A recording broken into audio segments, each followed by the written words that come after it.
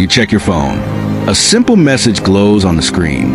I'm almost home. 3 words, 9 characters. But what you don't realize is, it'll be the last thing you ever hear from him. Friday, April 3rd, 10:42 p.m. It's a chilly night in Renton, Washington. Not cold enough to snow, but the wind cuts through like knives.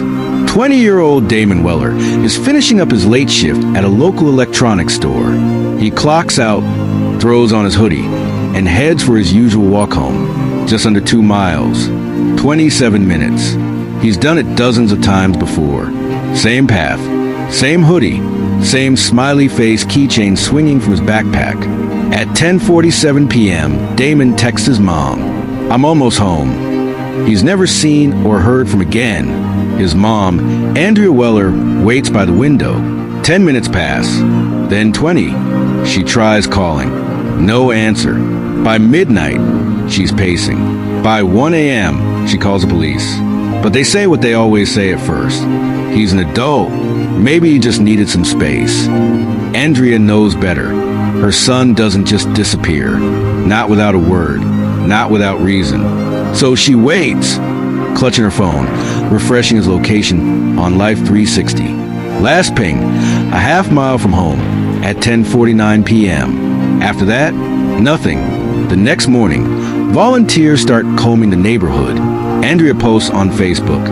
Flyers are printed. The police get involved. But they're already 18 hours behind. A detective named Susan Malik picks up the case. She retraces Damon's walk from the store to home. The route winds past a few closed gas stations, an empty skate park, and one major intersection, where a traffic camera faces a corner. That camera is key. Investigators pull the footage. 10:46 p.m., Damon walks into frame. Backpack, hoodie, head down. 10:47 p.m., he pauses at the crosswalk, checks his phone, probably sending that last text. 10:48 p.m., he starts walking again. 10:49 p.m., he turns down a side street, and then he's gone. Not a single camera catches him after that. It's like he evaporated into thin air. 3 days later, his backpack is found by a jogger in a drainage ditch. It's torn open. His wallet's inside. So is his notebook, but his phone is missing, and there are traces of blood on the strap. Now it's a full-blown investigation. Search dogs are brought in. The area is scoured.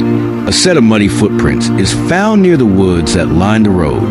They don't match Damon's size. They're bigger, heavier. The cops follow the trail, but it leads nowhere. Meanwhile, his family is falling apart. Andrea can't sleep.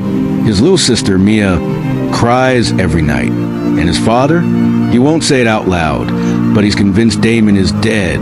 A woman named Lana Gibbons, living 2 streets over from Damon's route, tells detectives she heard something strange that night. A shout, like someone calling for help. Then a loud thud, maybe a car door. It was just before 11. She didn't look out the window, didn't call police, didn't think much of it, until she saw Damon's flyer. The timeline fits. The location fits. Detectives canvass her block. At the end of the road, they find a driveway with faint tire marks leading into the woods.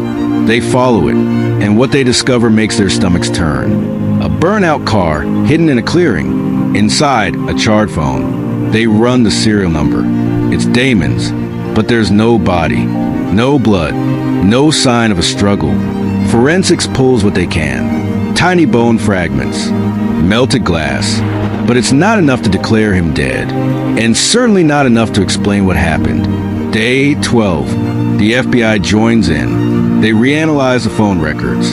That last text, "I'm almost home," was sent from a cell tower 2 blocks west of the route Damon usually took, meaning either he took a detour or someone made him.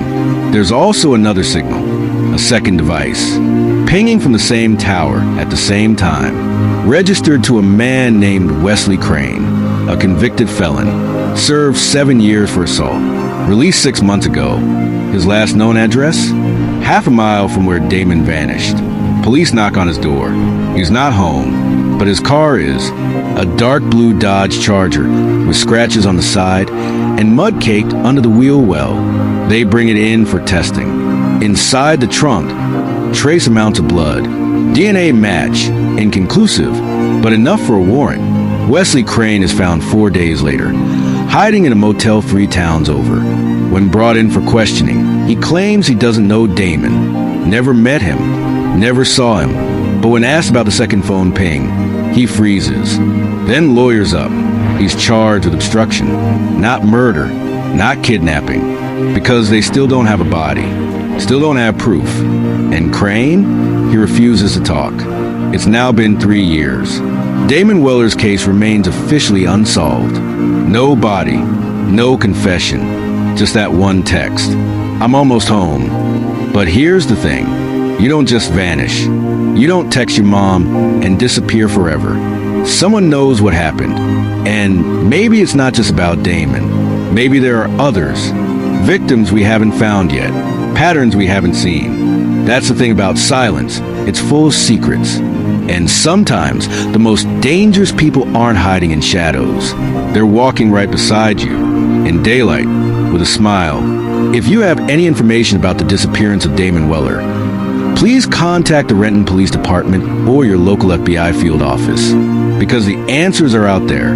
And Damon's story deserves an ending. Missing and unsolved. Real people. Real mysteries. Still unsolved. Backhand Index pointing right subscribe for more true crime stories that demand answers.